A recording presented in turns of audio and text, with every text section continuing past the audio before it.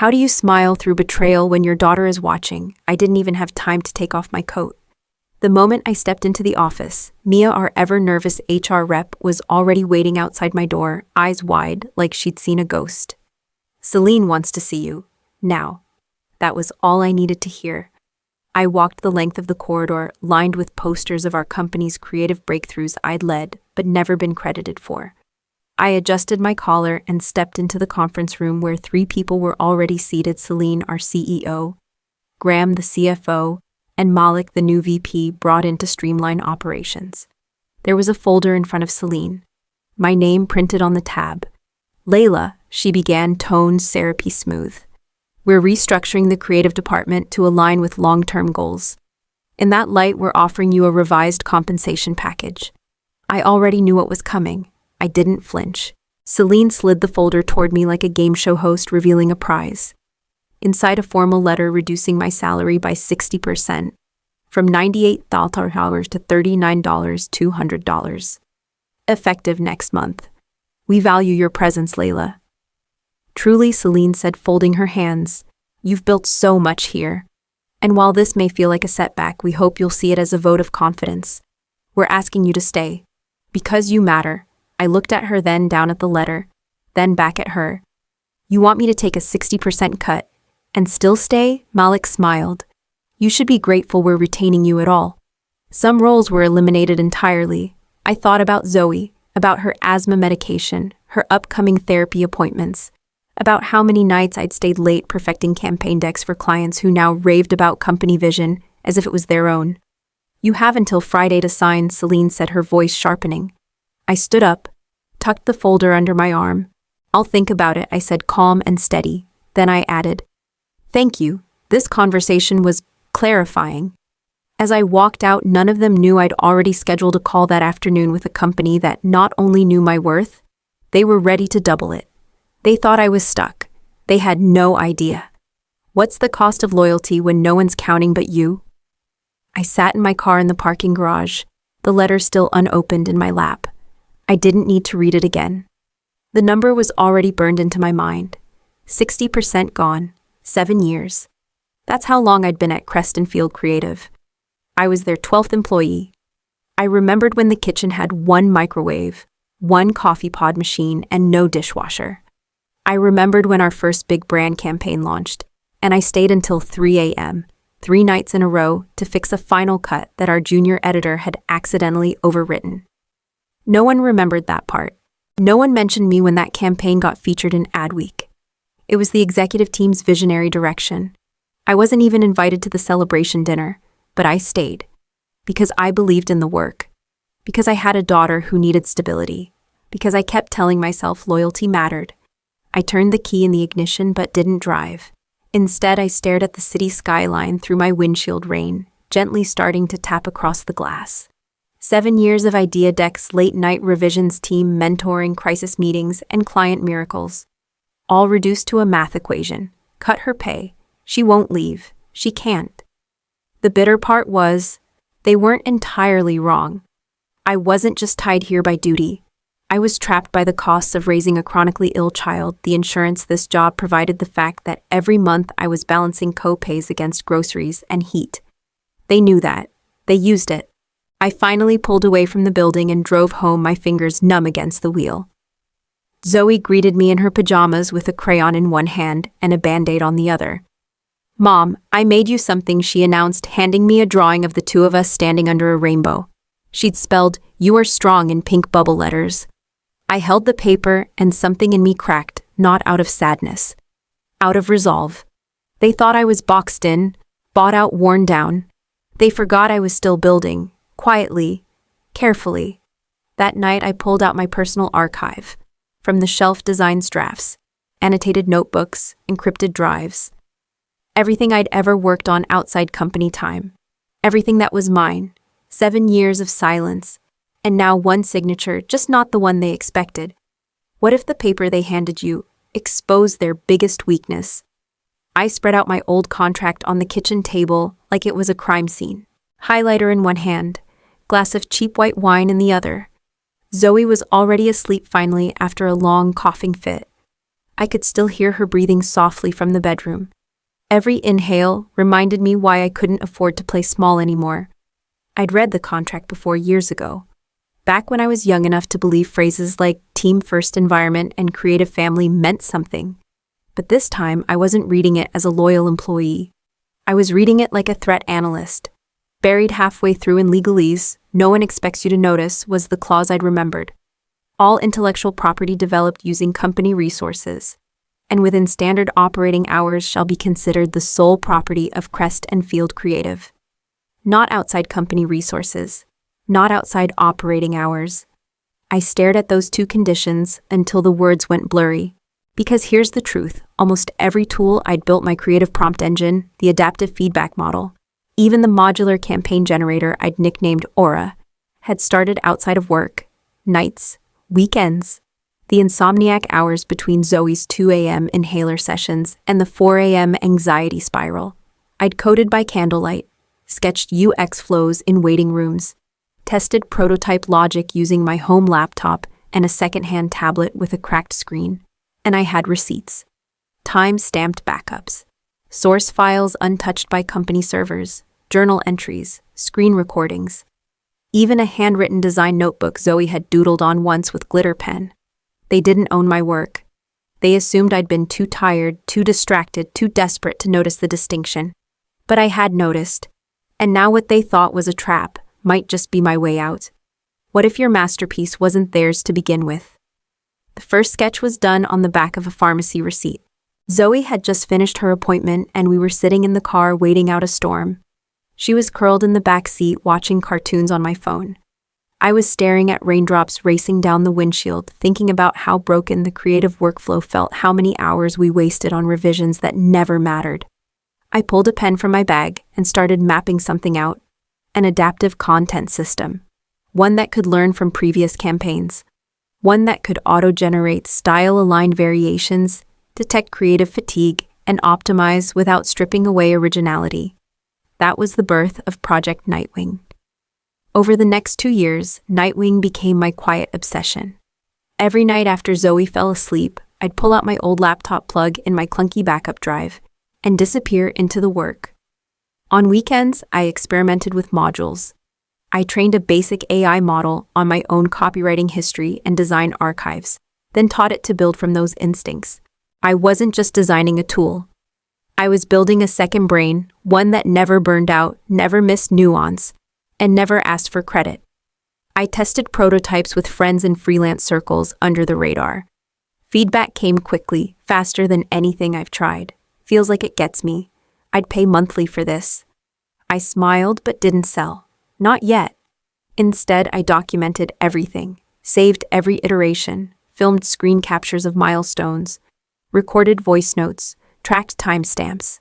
I treated it like evidence, because deep down, I knew someday someone at Creston Field would try to take something that didn't belong to them. Someday I'd need to prove that my greatest work wasn't theirs. That day had come sooner than I thought. And Nightwing. It wasn't just functional, it was ready. When you've been quiet too long, how do you remember your own voice?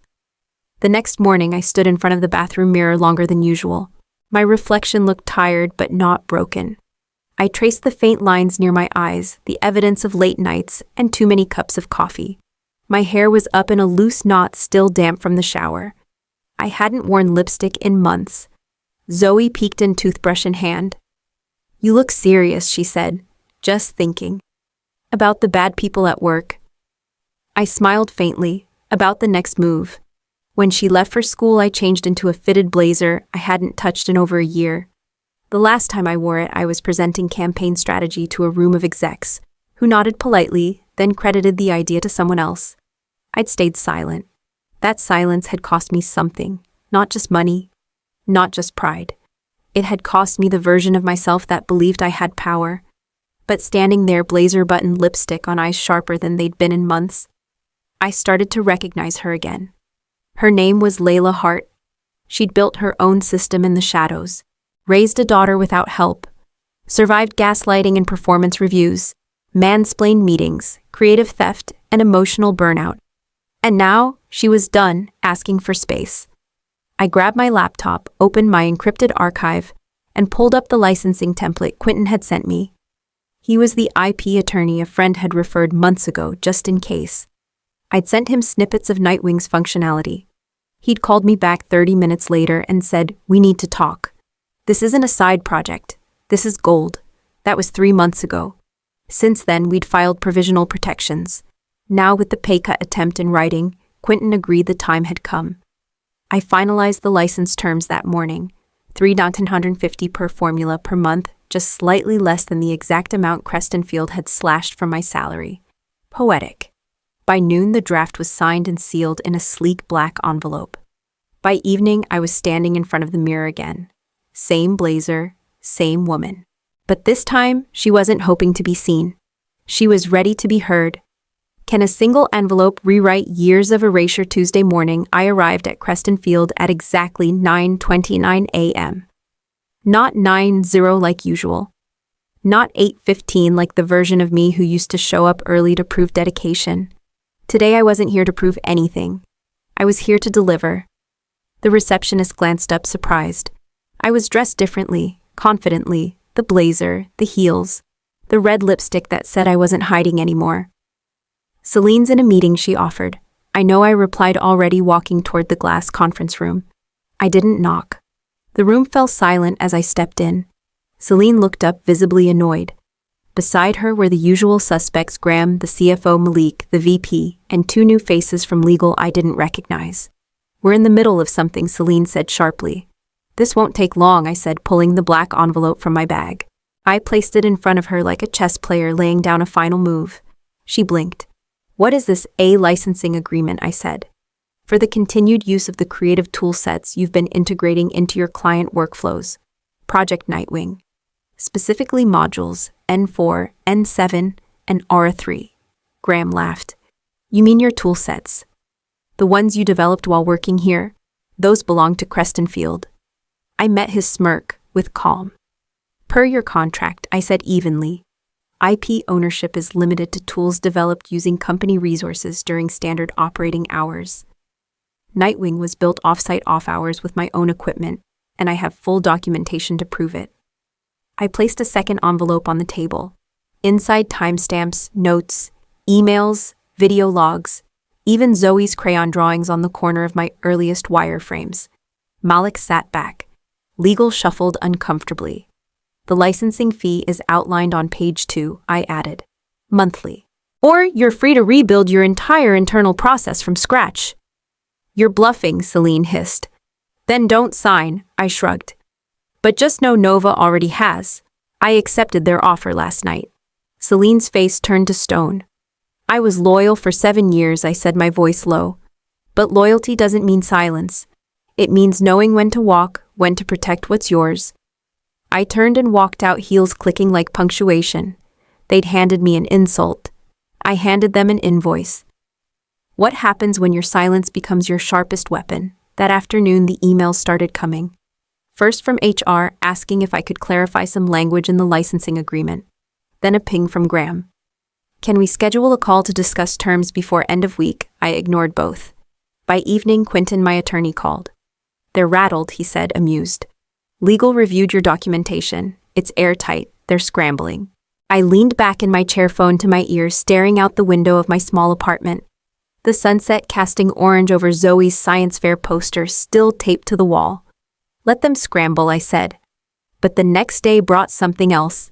At 10:11 a.m., I got a message from someone I didn't expect: Ava, a junior strategist who used to work under me.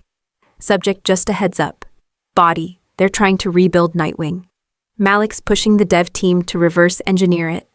Want something similar enough to avoid the licensing fee. People are worried. I read the message twice, then once more for good measure. My stomach turned, not from fear, but from fury. Of course they were trying to find a workaround. They didn't respect creation, they only respected control. I forwarded the email to Quentin. 2 minutes later, he replied, "Classic. They'll try to argue derivative work, but they're on thin ice. You built a system, not just a tool. They can't replicate the logic without stepping on your patent protections." I opened my laptop and pulled up a folder labeled Nightwing Foundations. Inside were not just modules or formulas, but principles. The architecture behind the system. Logic flows. Behavioral responses. My thought process mapped like a nervous system. Even if they copied the surface, they'd never recreate the spine. This wasn't just software. It was mine. My mind. My late nights. My sacrifices. And now my leverage. Let them chase shadows. I'd already moved into the light. If someone sees your worth instantly, do you still need to prove it? The call came during Zoe's piano lesson. I was sitting in the lobby of the community center, half watching a toddler bang on a vending machine while checking my inbox. The subject line caught my eye. Offer confirmation, Ardent Labs. I tapped it open. Layla, we're thrilled to formally offer you the position of Chief Vision Officer at Ardent Labs. Starting salary $182,000. Signing bonus $20,000. Full creative autonomy over your innovation pipeline. We can't wait to build the future your way. Elijah Tang, CEO. I read it 3 times before I let myself smile. Ardent Labs wasn't just any company. They were the company top of the innovation curve whispered about in investor circles, known for picking industry underdogs and turning them into legends. I'd pitched Nightwing to them a month ago in secret through a quiet introduction from Quentin. They'd been cautious, curious, impressed, and now committed. Mom Zoe said, running up with her music sheets, "You're doing the squinty smile again. That means something good happened." I laughed. Maybe. "Does this mean we can afford the good cereal again?" I scooped her up, twirling once. "This means we can afford cereal and a dishwasher." That night I didn't sleep. I planned. I outlined the next stage of Nightwing's evolution, how it could become not just a tool, but a platform. I drafted a proposal to integrate creator networks, real-time feedback loops, and modular expansion packs. I made a list of names, developers, designers, product leads I wanted to recruit. People I'd worked with. People who'd been overlooked. People like me. By morning, I'd written the first sentence of Ardent Labs' internal launch memo, "Innovation starts where credit used to end." A week later, I walked into Ardent's headquarters. Sunlight poured through full-height windows, and the front desk staff greeted me by name. Elijah met me in the lobby himself, not from an office, but from a co-working pod. "You're not just joining us," he said as we shook hands. "You're helping define us." He led me to my new office, twice the size of the one at Crestonfield Walls, already outfitted with digital boards and AI-integrated sketch tools. "You'll find your team in the war room," he added. "They're already reviewing Nightwing's core structure. They're excited." So was I. Because for the first time in a long time, I wasn't sneaking brilliance into stolen hours. I was building, in the open, with people who wanted me loud, visible, and leading. This wasn't a new job. This was my reclamation. When you walk back into the room, they pushed you out of what do you say. It had been exactly 59 days since I walked out of Crestonfield. 59 days since I handed them the envelope that rewrote the rules. Now I stood in their lobby again, this time not as an employee but as a representative of Ardent Labs. We were in talks to acquire them. Their client list was struggling. Several accounts had shifted to Ardent after Nightwing's beta tests. Proved faster, more adaptive, and 10 times easier to scale. Internally, Crestonfield was falling apart: morale, low turnover, high leadership, in damage control mode. Elijah and I entered the boardroom together. The air was thick with restrained panic. Celine wasn't there. She'd been transitioned out according to press releases. Graham was still sitting at the head of the table, face a touch grayer than I remembered. Malik gone. There were new names now, faces I didn't recognize. But I knew the type: carefully polished, slightly desperate, balancing on the edge of optimism and fear. "Ms. Hart," one of them said, rising, "thank you for coming." I didn't return the courtesy. I simply opened my folder and passed out the due diligence checklist. "We're prepared to maintain your existing brand," Elijah said, tone diplomatic. "But our concern lies in the core IP infrastructure. If internal teams are attempting to reverse engineer any components of Nightwing, that will need to stop immediately. We consider that a deal breaker." Graham cleared his throat. "That was an overstep. It's been addressed." I met his eyes. "You tried to rebuild something you didn't understand. You never did." Silence followed. I walked to the whiteboard and wrote a single sentence: creativity thrives when it's respected. Then I turned back to them. I'm not here to humiliate anyone, I said. But I will not let exploitation pass as innovation. That ends now. A long pause, then nods. Muted, but real. Outside I exhaled. The air felt lighter.